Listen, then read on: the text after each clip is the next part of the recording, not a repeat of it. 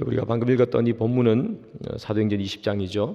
여기에는 사도 바울이 1차, 2차 그리고 마침내 3차 전도 여행을 다 마치고 예루살렘으로 돌아가는 길 가운데서 일어났던 일을 기억하고 있습니다.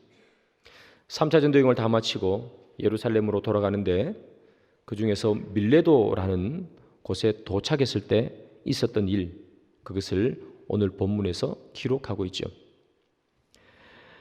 밀레도에 도착했던 이 바울은 에베소 교회 장로들을 이 밀레도라는 곳으로 초청합니다. 그가 에베소에 갈 수도 있었겠지만 그러나 바울은 에베소에 가기에 시간이 부족했습니다. 바울은 예루살렘에 오순절 전까지 가기로 결심을 했었습니다. 그렇기에 에베소까지 들려서 예루살렘으로 가기는 시간이 너무 촉박해서 그가 밀레도에 있을 때 에베소의 장로들을 초청했습니다. 에베소의 장로들이 이 바울의 초청을 받고 밀레도에 왔습니다. 서로 기뻐하며 또 서로 인사하고, 그리고 바울이 말합니다. 이 만남이 이제 우리 마지막 만남이 될 것이다. 나는 이제 앞으로 당신들을 보지 못할 것이다. 그래서 이 만남이 우리의 마지막 만남일 것을 이야기하며 바울이 고별 설교를 하게 됩니다. 그러면서 바울이 자기가 왜 예루살렘에 가야 하는지 그것에 대해서 설명하고 있는 본문, 그것이 오늘 본문이 되겠습니다. 2000년대 초가 되겠습니다. 릭 워렌 목사님이 쓰신 목적이 이끄는 삶이라는 책이 아주 인기리에 판매가 됐었습니다. 그 책은 아마 베스트셀러에 들어갔을 것입니다. 아마 우리 교회 성도님들도 그 책 한 권 정도 가지고 있는 분들은 상당히 많을 것입니다. 목적이 이끄는 삶, 그 삶을 보면 목적이 이끌어가는 그 삶은 아주 단순하고 명료하다라고 그렇게 기록하고 있습니다. 목적이 분명하기 때문에 이리저리 움직이지 않습니다. 이곳저곳 기웃거리지도 않습니다. 그래서 목적이 있는 삶은 명확하고 단순한 삶을 삽니다. 또한 목적이 이끄는 삶은 힘들고 어려운 환경이 와도 참아내고 이겨낸다고 그렇게 말합니다. 목적이 분명하기 때문에 그 목적을 향해 가는 데 있어서 오는 많은 역경이나 괴로움은 능히 이겨낼 수 있는 것입니다. 목적이 분명하면 그렇게 된다고 이 목적이 이끄는 삶이라는 책은 말하고 있습니다. 우리가 올림픽에서 메달을 딴 선수들을 한 번씩 인터뷰할 때를 봅니다. 메달 딴 분들이 인터뷰를 할 때 공통점이 있습니다. 그 공통점은 무엇인가 하면 아주 혹독한 훈련을 이겨낸 것입니다. 그러면서 그 혹독한 훈련을 이겨내기 위해서 그들은 한 가지 명확한 목표를 가지고 있었습니다. 그것이 그들의 공통점입니다. 그 목표라는 것은 다름이 아니라 올림픽에서의 금메달이겠죠. 내가 저 메달을 딸 것이야 하는 분명한 목표의식이 그들의 힘들고 혹독한 훈련을 이겨내게 한 원동력이라는 것이죠. 그래서 목적이 분명하면 힘들어도 이겨내는 것이고 그 갈 길이 멀어도 기꺼이 걸어가는 것이죠.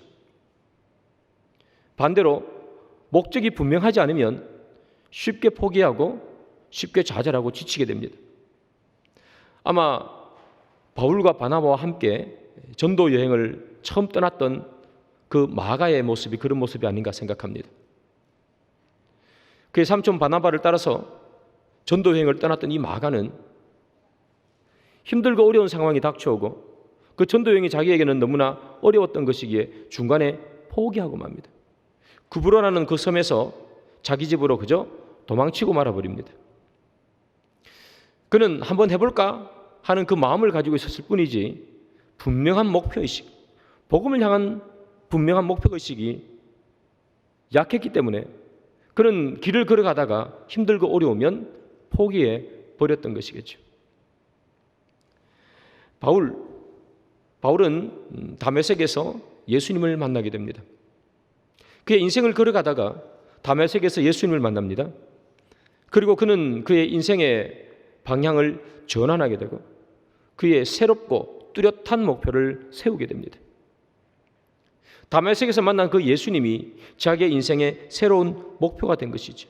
진정한 삶의 목적, 달려가야 할 길을 그는 발견한 것이었습니다. 그래서 그는 오늘 본문에서 삶의 목적을 이야기하고 있습니다. 내 인생의 삶의 목적, 24절에 그렇게 얘기합니다. 복음을 위해서는 자신의 생명조차 조금도 귀한 것으로 여기지 아니하노라. 그래서 이 바울은 자기 인생의 목적이 복음을 위한 것이라 그렇게 설정을 했습니다.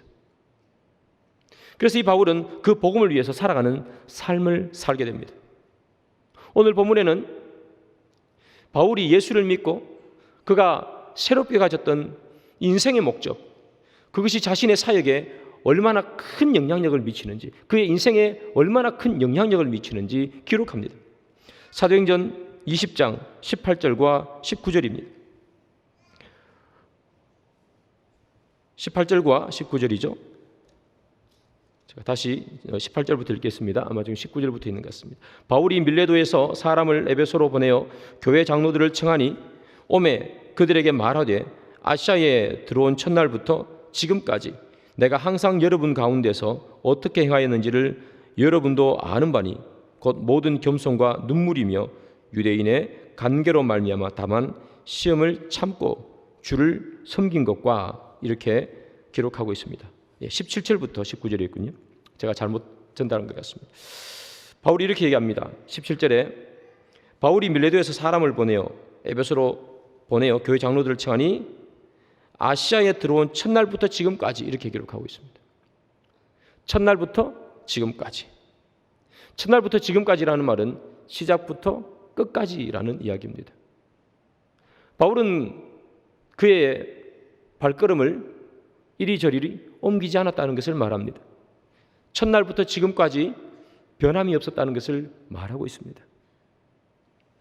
자, 그러면 바울이 변함없이 그의 길을 걸어갈 수 있었던 그 이유는 그를 둘러싸고 있는 환경이 쉬웠고 견딜만 했기 때문이라 그렇지 않습니다. 방금 읽었던 본문 마지막 절에 보면 이렇게 나옵니다. 겸손과 눈물과 시험을 참고 이렇게 나옵니다. 두 번째 줄 끝이죠. 겸손과 눈물이며 시험을 참고. 바울이 그 대단한 사역을 하게 된 그 배경에는 눈물이 있었다는 것이고 그리고 그 눈물을 참고 인내하고 견뎌내는 것이 있었기에 바울은 대단한 사역을 할 수 있었다고 얘기합니다. 그가 처음부터 지금까지 그가 길을 잃지 않고 변함없이 그가 목적했던 삶의 인생길을 걸어올 수 있었던 이유는 쉬운 환경 때문이 아니라 그의 그것을 눈물을 이겨내는 인내와 참고 견디는 마음, 겸손, 그것들이 있었기 때문이라고 바울은 말하고 있습니다. 바울의 대단한 사역 뒤에는 눈물이 있었습니다. 바울은 40에 하나 감한매를 5번 맞았습니다. 이 바울은 돌로 맞았고 때로는 배를 타고 가다가 파손하여 죽을 뻔한 위기를 넘깁니다. 바울은 강의 위험과 동족의 위험과 강도의 위험 속에 살았습니다. 그는 때로는 굶주리고 때로는 춥고 때로는 배고팠다고 그는 고린도전서에서 말하고 있습니다. 바울은 결코 쉬운 길을 걸어왔던 사람이 아닙니다. 쉬운 길을 걸었기에 변함없는 길을 살았던 사람이 아니라 그의 걸어온 길은 눈물밖에 없는 길이었습니다.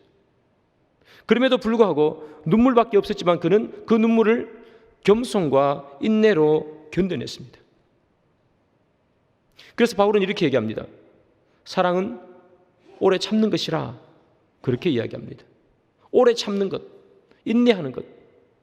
바울은 이것의 위대함을 말하고 있는 것입니다. 또한 바울은 로마서 5장에 보면 이렇게 얘기합니다. 환난은 인내를, 인내는 연단을, 연단은 소망을 이루는 줄 아노라 라고 말합니다. 그렇습니다. 바울은 환난은 인내를, 그러나 인내를 하면 연단하면 소망이 마음속에 일어나는 줄 그는 깨닫고 있었습니다. 그래서 그에게 어려움이 찾아오고 눈물 흘리는 일이 있었지만 그는 인내함으로 또 참으며 겸손하며 그는 그 일을 걸어가고 있었다는 것입니다. 바울은 변하는 세상 속에서 변하지 않는 삶의 목적을 가지고 있었습니다. 그래서 그는 참을 수 있었고 인내할 수 있었습니다. 그는 분명한 인생의 목적이 있었기에 비록 눈물을 흘리는 인생을 살아왔지만 참고 견딜 수가 있었습니다. 참고 견뎠던 이유는 인생에 분명한 목적이 있었기 때문에. 그 목적은 바로 무엇인가? 변하지 않는 것이 그의 인생의 목적이었습니다. 변하지 않는 것. 변화되는 속에서 변하지 않는 것이 그의 인생의 목적이었습니다. 회전하는 그림자도 없으신 하나님이라고 성경은 말합니다. 그렇습니다. 하나님은 회전하는 그림자도 없으신 하나님이십니다. 그는 변치 않는 분이십니다. 바울은 변하지 않는 그 하나님이 그의 인생의 목적으로 다가왔습니다. 늘 상황과 환경에 따라 변하는 사람이 있었습니다. 그 사람이 사울입니다. 그러나 이 사울을 바라보며 사무엘은 이렇게 말합니다.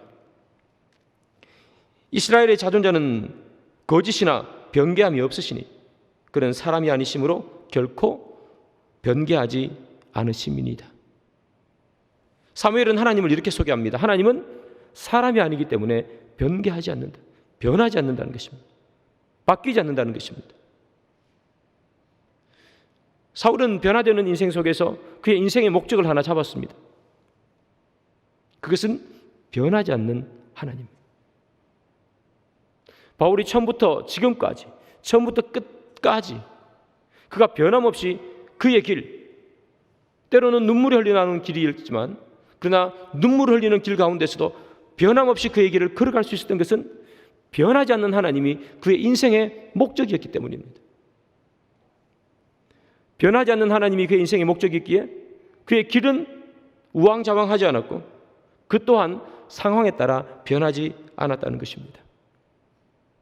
하나님께서 변하지 않는 분이시기에 그는 변하지 않는 인생을 살 수 있었습니다. 만약에 그가 변하는 것을 오늘 내일 계속해서 변하는 것을 인생의 목적으로 삼았다면 그 또한 변화에 맞춰서 바꾸어가면서 살 수 있었을 것입니다. 출세가 그의 인생의 목적이었다면 이 사람에게 붙었다가 저 사람에게 붙었다가 할 수 있을 것입니다.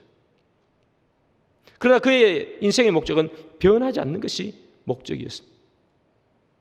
사랑하는 여러분, 여러분들의 인생에는 어떤 목적이 있습니까? 여러분들은 어떤 목적을 가지고 하루하루를 살아가십니까? 여러분들이 가지고 있는 그 인생의 목적이 때에 따라 계속해서 흔들리십니까? 아니면 흔들리지 않는 무엇인가를 인생의 목적으로 가지고 계십니까? 사랑하는 성령교회 성도 여러분, 우리의 인생의 목적이 변하지 않는 것이기를 소원합니다. 여러분들이 살아가는 인생의 목적, 내 삶의 저기 앞에 놓여진 이게 표대가 변하지 않는 것이기를 소망합니다. 회전하는 그림자도 없으신 하나님, 변개치 않는 하나님, 바울이 그것이 그의 인생의 목적이었던 것처럼 우리도 바로 그런 것이 인생의 목적이기를 소망합니다. 여기 있는 우리 주일학교 학생들, 청년들이 있습니다. 우리는 어떤 목적으로 공부를 하며 우리는 또 어떤 목적으로 기술을 익히며 나의 여러 가지 커리어를 쌓아가고 있습니까? 좋은 대학을 가는 것, 좋은 직장에 취직하는 것, 그리고 내가 원하는 곳에 내가 하고 싶은 것을 하는 것은 때로 아주 중요한 일입니다. 그럼에도 불구하고 그것이 우리의 인생의 목적이 될 수 없음을 기억하시길 바랍니다. 잘 산다는 것, 그것은 늘 변하기 마련입니다. 제가 대학생일 때, 제가 중학생, 고등학생일 때와 지금은 정말 많은 차이가 있습니다. 잘 산다는 것에 대해서도 너무나 차이가 있습니다. 좋은 학교를 간다는 것에 대해서도 많은 차이가 생겼습니다. 늘 인생은 변하게 됩니다. 사람이 환경이 변하고 시대가 변하면 모든 것이 변합니다. 예전에 대단했던 것이 시간이 지나가면 별것이 아니게 됩니다. 예전에 대단했던 것이 시간이 흘러가면 로봇가 다 대신해 버릴지도 모르는 것이죠. 우리 인생의 목적은 변하는 것이면 그것이 우리 인생의 목적이 아닙니다. 우리 인생은 변하지 않는 것. 사도 바울처럼 예수 그리스도, 그것이 우리 인생의 유일한 목적이어야 합니다. 그리고 인생을 살아가면서 우리가 배우는 것, 공부하는 것, 습득하는 이 모든 것들은 변하지 않는 예수를 위한 하나의 도구일 뿐인 것을 우리는 기억해야 합니다. 우리는 왜 공부해야 되며 왜 기술을 배워야 하며 우리는 왜 직장을 가야 할까? 그것이 목적이기 때문이 아니라 예수 그리스도가 목적이기에 그 예수를 위해서, 예수를 높이기 위해서, 예수를 더 알아가기 위해서 하나의 도구라는 것, 그것이 우리는 잊지 말아야 하겠습니다. 변하는 세상 속에서 변할 수밖에 없는 많은 것들을 우리 인생의 목적으로 가지지 마시고 변하지 않는 예수가 여러분들의 인생의 목적이기를 소망합니다. 바울은 지금까지 그가 분명한 목적을 가지고 눈물을 참고 인내하며 왔다고 말하고 있습니다. 아무리 혹독한 어려움이 왔어도 그는 목표가 분명했기에 눈물을 참고 인내하고 주를 섬겼다, 그렇게 말하고 있습니다. 그리고 오늘 본문에서 또다시 바울은 이렇게 얘기합니다. 나는 이제까지 그렇게 살아왔지만 그러나 앞으로도 그렇게 살 것임을 바울은 천명하고 있습니다. 바울이 밀레도에 도착했습니다. 에베소 장로들을 밀레도에 초청했습니다. 그리고 그는 이렇게 말합니다. 사도행전 20장 22절 23절 2절입니다. 보라, 이제 나는 성령에 매여 예루살렘으로 가는데 거기서 무슨 일을 당할는지 알지 못하노라. 오직 성령이 각 성에서 내게 증언하여 결박과 환난이 나를 기다린다 하시나. 바울은 자신이 예루살렘으로 가야 된다고 말하고 있습니다. 자신이 예루살렘으로 갔을 때에 그곳에서 무슨 일이 벌어질지 바울은 이미 알고 있다고 말하고 있습니다. 왜냐하면 성령님께서 그에게 말해 주었다고 말하기 때문이죠. 성령님께서는 바울에게 환난과 핍박이 있음을 미리 말씀해 주었습니다. 그러나 이 바울은 환난과 핍박이 있음에도 불구하고 자기는 예루살렘으로 가야 된다고 말합니다. 사람은 가고 싶은 곳에 갈 때 기분이 좋습니다. 사람은 가기 싫은 곳은 가지 않기를 원합니다. 사람이 가기 싫은 곳에 억지로 가야 하면 그것만큼 불편한 것이 없습니다. 여러분도 아마 다 경험해 보셨을 것입니다. 가기 싫은 곳, 그곳에 가서 앉아 있다면 너무 불편하겠죠.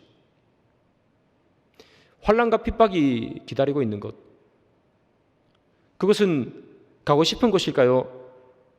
가고 싶지 않은 것일까요? 그 누구도 환난과 핍박이 기다리고 있는 곳이 가고 싶은 곳일 리는 없습니다. 사람은 언제나 편안하고 기쁘고 그리고 마음껏 웃을 수 있는 그곳을 가고 싶어 하겠죠. 그러나 환난과 핍박이 있는 곳을 가고 싶어 하는 사람은 아무도 없습니다. 바울은 그러나 그곳으로 가려고 합니다. 주위의 사람들도 다 바울을 말리고 있습니다. 사도행전 21장에 보면 바울이 예루살렘으로 가기 위해서 두로라는 곳에 도착했었습니다. 그곳에 도착했을 때 그곳에 있는 이 바울의 제자들이 일주일 동안 바울을 만류하고 있습니다. 가지 마십시오.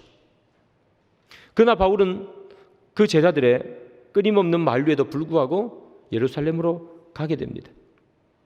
예루살렘으로 가다가 이 바울은 가이사랴라는 곳에 머무르게 됩니다.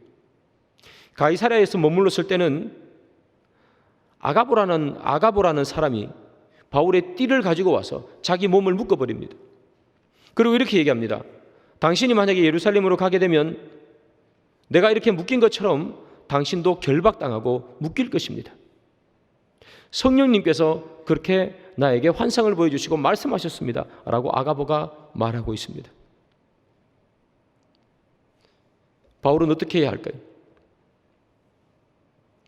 그가 가야 하는 곳, 그것은 환난과 핍박이 기다리고 있는 것입니다. 성령님께서 환난과 핍박이 기다리고 있다고 말씀해 주었습니다. 바울은 어떻게 해야 합니까? 사랑하는 여러분, 우리도 신앙생활 하다 보면 이런 일들을 겪게 됩니다. 선교사를 한다는 것, 모든 것을 내려놓아야 한다는 것입니다. 분명히 선교사로 세상에 나가 복음을 전가한다는 것은 하나님의 영광스러운 일입니다. 영광스러운 일이지만 그럼에도 불구하고 모든 것을 내려놓아야 하고 때로는 환난과 핍박이 앞에 놓여 있을 수도 있는 그런 일입니다. 이때 우리는 어떻게 선택을 해야 할까요? 교회에서 봉사를 하는 것도 마찬가지입니다. 교회에서 봉사를 해야 합니다. 시간을 내야 합니다. 때로는 물질을 내야 합니다. 때로는 마음을 써야 합니다. 분명 교회에서 봉사하고 헌신한다는 것은 주를 위해 영광스러운 일이지만 그러나 내가 손해봐야 하는 일들이 분명히 생깁니다.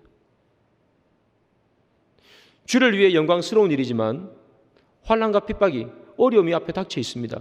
어떻게 해야 합니까? 공부를 한다는 것, 내가 열심히 공부를 하고 좋은 기술을 익히고 또 좋은 학교를 가서 좋은 직장에 간다는 것, 너무나 기쁘고 좋은 일입니다. 그럼에도 불구하고 성경은 말합니다. 그것이 우리의 인생의 목적이 아니라 이렇게 얘기합니다. 예수가 목적이라고 얘기합니다. 세상의 모든 사람들은 좋은 학교 가고 좋은 기술을 배우고 운동을 잘해서 돈을 많이 벌어서 편안하게 사는 삶이 그들의 인생의 목적입니다. 그러나 성경은 그것이 목적이 아니고 도구라고 얘기합니다. 예수를 위해 사용해야 되는 도구라고 얘기합니다. 그렇다면 손해보는 것 같지 않습니까? 누구는 그것이 목적인데 누구는 그것이 도구가 되어야 합니다. 분명히 예수를 위해서 내가 가진 것을 사용하는 것은 영광스러운 일이지만 때로는 그것이 손해보는 일을 갖기도 합니다. 어떻게 해야 합니까? 주의 영광이 앞에 있음에도 불구하고 하나님께서 말씀하시기를 그 길은 환난의 길이라, 그 길은 고난의 길이라 할 때 우리는 어떻게 선택해야 하며 바울은 어떻게 선택합니까? 사도행전 20장 24절입니다.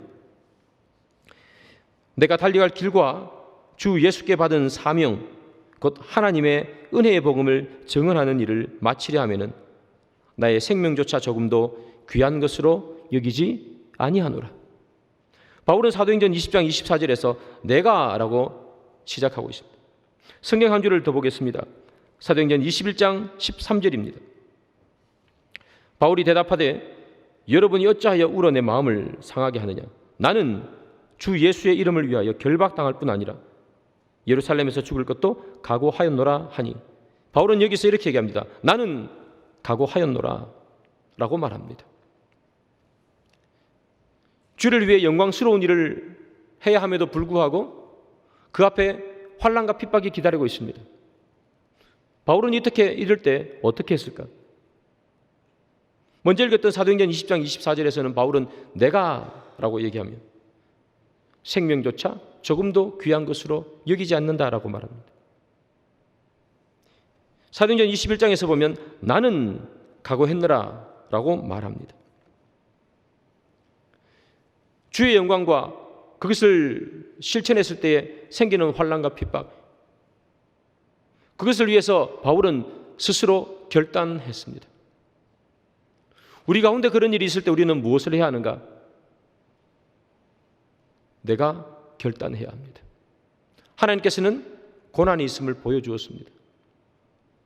그 고난을 뚫고 내가 그 길을 갈지 그 길을 가지 않을지는 내가 결단합니다. 그래서 바울은 이렇게 합니다. 내가 그리고 나는 각오하였노라. 나에게 감동 오는 일이 있는데 그것은 내가 손해봐야 하는 일입니다. 어떻게 해야 합니까? 감동대로 따라가며 손해를 봐야 합니까? 아니면 감동을 무시하고 손해보지 않아야 합니까? 그것은 여러분들이 결단하는 것입니다. 바울은 손해보기로 결단했습니다. 기꺼이 환난과 핍박을 당하기를 결단했습니다. 바울이 기꺼이 손해보기를 결단했습니다. 그 이유는 무엇입니까? 그는 그의 삶의 목적이 분명했기 때문입니다. 그는 손해보기로 작정했습니다. 왜냐하면 그의 삶의 목적이 예수였기 때문입니다. 그의 삶의 목적이 복음이었기 때문입니다. 그래서 그는 예루살렘에서 죽을 것도 각오했습니다. 결박당할 것도 각오했습니다. 인생의 목적이 분명했기 때문에 그는 좌고우면하지 않았습니다. 나에게 손해가 오느냐 오지 않느냐, 내 인생의 목적이 내 삶의 이익이냐 아니냐로 그의 인생의 목적이 결정되지 않았습니다. 그의 인생의 목적은 그 예수가 높임을 받느냐 높임을 받지 않느냐가 그의 인생의 목적이었습니다. 그래서 그는 아주 쉽게 결단할 수 있었습니다. 나는 예루살렘으로 가노라. 사랑하는 여러분, 우리 인생 앞에는 늘 이런 것들이 놓여 있습니다. 거룩한 것과 그리고 거룩한 것을 행했을 때 나에게 오는 어려움과 핍박, 하나님을 기쁘시게 하는 것과 그렇게 했을 때 나에게 돌아오는 손해 보는 것입니다. 여러분, 그럴 때 여러분들은 무엇을 택하면서 살아오셨습니까? 여러분들이 택한 그것이 여러분들의 인생의 목적을 보여주는 것입니다. 내 인생의 목적이 내 삶이 편하게 사는 것이었다면 우리는 분명 고난과 핍박을 택하지 않았을 것입니다. 그러나 내 인생의 목적이 하나님의 영광을 위해서 살아가는 것이었다면 손해보는 일을 기꺼이 감수했을 것입니다. 목적이 이끄는 삶, 하나님께서 원하시는 우리의 삶이 바로 목적이 이끄는 삶입니다. 사울처럼 표리부동하여 이리저리 움직이는 그런 삶이 아니라 목적이 나를 이끌어가는 삶. 목적이 있을 때, 목적이 분명할 때 우리는 이리저리 움직이는 것이 아니라 직진하는 인생을 삽니다. 사랑하는 여러분, 여러분들의 인생에 이런 분명한 목적이 있기를 소망합니다. 여기 있는 우리 모든 주일학교 학생들, 청년들 마찬가지입니다. 목적이 있고 없고는 우리의 인생에 너무나 큰 차이가 있습니다. 아무 목적이 없이 살아간다면 우리는 모든 것을 쉽게 포기합니다. 아무 목적이 없이 살아가면 내 신앙도 흔들리게 됩니다. 목적 없이 살아가면 내 인생의 길은 송두리째 흔들립니다. 그때그때 움직이기 때문에 한 길을 걸어가지 못합니다. 그때그때 움직이기 때문에 결국은 내가 어디에 서 있는지도 알지 못하고 내가 아주 중요한 것을 결정할 때 결정할 수 없게 됩니다. 그러나 우리가 인생의 목적이 분명하면 그 삶을 살아가는 것이 비록 힘들고 어려워도 분명한 것을 선택할 수 있습니다.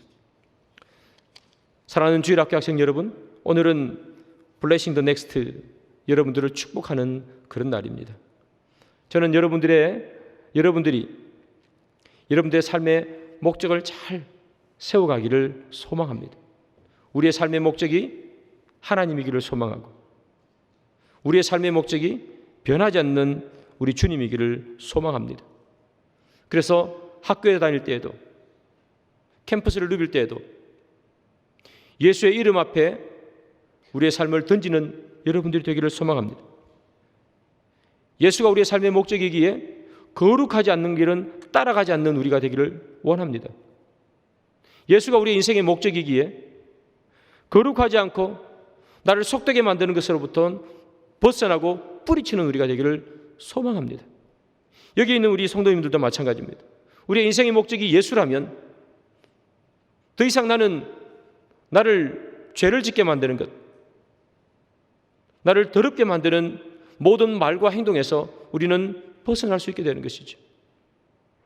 다시 한번 말씀드립니다. 사랑하는 여러분, 인생의 목적이 없이 이제까지 걸어오셨다면 이제는 인생의 목적을 가지고 걸으셔야 합니다.